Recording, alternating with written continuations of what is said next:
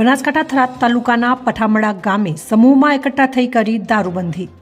રાજ્યમાં દારૂબંધીની છૂટછાટ વચ્ચે બનાસકાંઠાના થરાદના પઠામડા ગામે દારૂબંધી માટે કડક બંધારણ બનાવવામાં આવ્યું છે।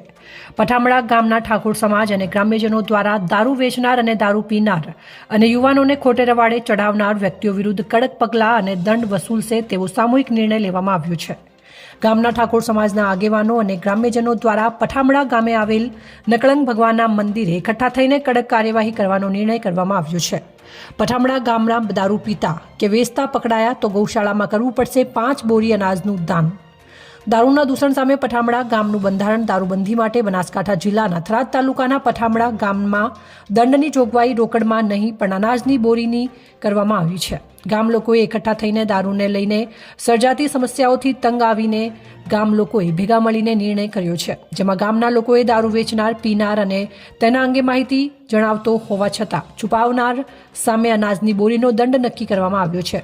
જ્યારે એ જોવાનું રહ્યું કે બંધારણ કેટલા સમય રહે છે અને બંધારણ જોઈ બીજા ગામો શીખ લેશે કે પછી જેસે થે ચાલશે તે એક સવાલ છે। અહેવાલ ચાકસે ગુજરાત ન્યૂઝ ચેનલની સાથે રમેશ ગિરી ગોસ્વામી, બ્યુરો ચીફ, બનાસકાંઠા।